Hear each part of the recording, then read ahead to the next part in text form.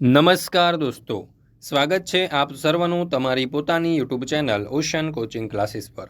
મિત્રો, આજે આપણે ધોરણ 6ની જે નવી સ્વ અધ્યયન પોથી આવી છે તે નવી સ્વ અધ્યયન પોથીની અંદર જે ભાગ 1 છે તે ભાગ 1ની અંદર જે ગણિત વિષય છે તે ગણિત વિષયની અંદર જે આપણને ચાલો યાદ કરી આપેલું છે તે ચાલો યાદ કરી એના પેજ નંબર 21નું સંપૂર્ણ સોલ્યુશન આપણે આ વિડીયોની અંદર જોવાના છે।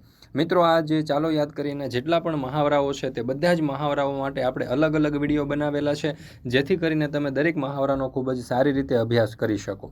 આ મહાવરાઓ ઉપરાંત દરેક જે ચેપ્ટર છે તે દરેક ચેપ્ટરના પણ સોલ્યુશન આપણી ચેનલ ઉપર મુકાઈ ચૂક્યા છે। અહીંયા તમે જોઈ શકો છો ધોરણ 6ની આ જે સ્વ અધ્યયન પોથી છે તેનો આ જે ભાગ 1 છે તેમાં દરેક વિષય આપણને આપેલા છે। દરેક વિષયના જે પાર્ટ છે, ચેપ્ટર છે, તેમના સંપૂર્ણ સોલ્યુશનના વિડીયો અને પીડીએફ બંને આપણી ચેનલ ઉપર મુકાઈ ચૂક્યા છે। તો આ વિડીયો અને પીડીએફનો અભ્યાસ કરવા માટેની લિંક તમને નીચે ડિસ્ક્રિપ્શન બોક્સની અંદર આપેલી છે। સાથે સાથે આપણા વોટ્સઅપ ગ્રુપમાં પણ જરૂરથી જોડાઈ જજો, જેથી કરીને આવનારા તમામ વિડીયો અને પીડીએફની લિંક તમને વોટ્સઅપ પર પ્રાપ્ત થતી રહે।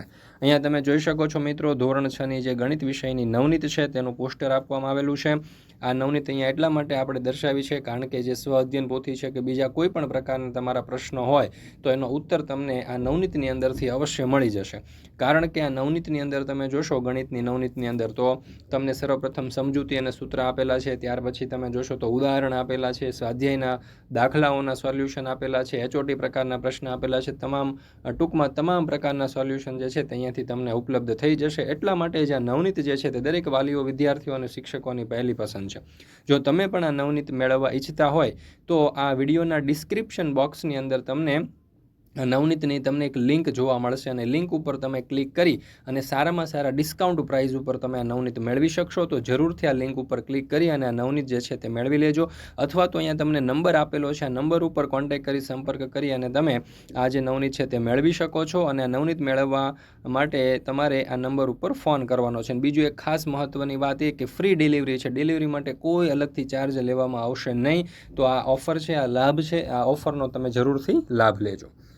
ચાલો શરૂ કરીએ। પેજ નંબર 21 ઉપર આપણને જે મહાવરો આપેલો છે તેનું સંપૂર્ણ સોલ્યુશન। હવે અહીંયા આપણને કહ્યું છે કે નીચેના કોષ્ટકમાં આપેલા માપના આધારે ક્ષેત્રફળ લખો। ચાલો, લંબાઈ છે 4 સેન્ટીમીટર, પહોળાઈ છે 3 સેન્ટીમીટર, તો 4 × 3 એટલે એનું ક્ષેત્રફળ જે છે તે થશે 12 ચોરસ સેન્ટીમીટર। ત્યાર પછી લંબાઈ 15 મીટર છે, પહોળાઈ 8 મીટર છે, તો એનું ક્ષેત્રફળ થશે 15 × 8 એટલે 120 ચોરસ સેન્ટીમીટર। લંબાઈ 19 મીટર છે, પહોળાઈ 12 મીટર છે, 19 × 12 એટલે થશે 228 ચોરસ સેન્ટીમીટર।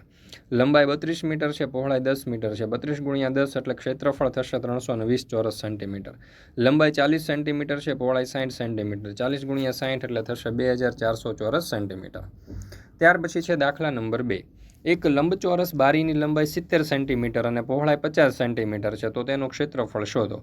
તો લંબચોરસ બારીનું ક્ષેત્રફળ બરાબર લંબાઈ ગુણ્યા પહોળાઈ। લંબાઈ છે 70, પહોળાઈ છે 50, 70 × 50 એટલે 3500 ચોરસ સેન્ટીમીટર। ત્યાર પછી ત્રીજું, એક ચોરસ ટેબલની પરિમિતિ 160 સેન્ટીમીટર છે, તો તેનું ક્ષેત્રફળ કેટલું થાય?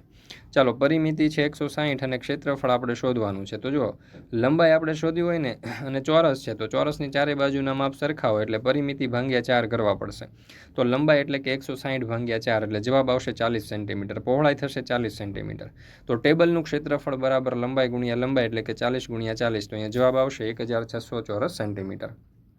ત્યાર પછી ચોથું, એક લંબચોરસ ખેતરનું ક્ષેત્રફળ 320 ચોરસ મીટર છે। જો આ ખેતરની લંબાઈ 80 મીટર હોય તો ખેતરની પરિમિતિ કેટલી થાય? ખેતરનું ક્ષેત્રફળ બરાબર લંબાઈ ગુણ્યા પહોળાઈ। ખેતરનું ક્ષેત્રફળ છે 320, લંબાઈ છે 80, પહોળાઈ આપણે શોધવાની છે। તો 320 બરાબર 80 ગુણ્યા પહોળાઈ એટલે કે પહોળાઈ બરાબર 320 છેદમાં 80, 80 × 4 80, 80 ઉડી જશે, તો 4 વધ્યા એટલે પહોળાઈ થઈ ગઈ આપણી 4।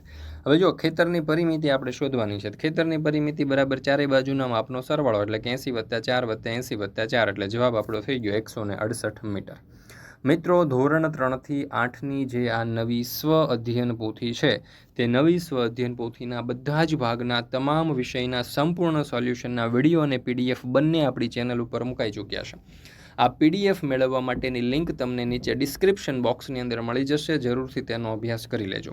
અથવા અહીંયા તમને નંબર આપેલો છે, અથવા તો અહીંયા તમે જોઈ શકો છો પ્લે સ્ટોર ઉપર આપણી એપ્લિકેશન છે ઓશન કોચિંગ ક્લાસીસ, તે એપ્લિકેશન ડાઉનલોડ કરીને ત્યાંથી પણ તમે મેળવી શકો છો। તો આ જે પીડીએફ અથવા તો આ જે સોલ્યુશનની બુક છે તમને ખૂબ ઉપયોગી સાબિત થવાની છે। શેના માટે? તો કે તમારા અભ્યાસક્રમ માટે, તમારા પરીક્ષા માટે, તમારી એકમ કસોટીઓ માટે, તો જરૂરથી દરેક વિદ્યાર્થીઓએ મેળવી લેવી। ત્યાર પછી 5મો સવાલ, એક ટુવાલની લંબાઈ 240 સેન્ટીમીટર અને પહોળાઈ 90 સેન્ટીમીટર હોય તો આ ટુવાલની પરિમિતિ અને ક્ષેત્રફળ શોધો. તો ટુવાલની પરિમિતિ બરાબર ચારેય બાજુના માપનો સરવાળો, એટલે કે 240 વત્તા 90 વત્તા 240 વત્તા 90, તો જવાબ આવશે 660 સેન્ટીમીટર. અને ટુવાલનું ક્ષેત્રફળ બરાબર લંબાઈ ગુણ્યા પહોળાઈ, એટલે કે 240 ગુણ્યા 90, તો જવાબ આવશે 21,600 ચોરસ સેન્ટીમીટર.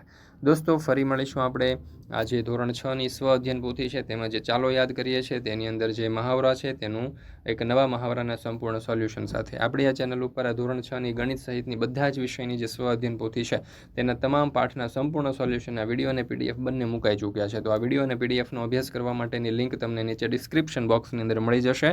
જરૂરથી તેનો અભ્યાસ કરી લેજો.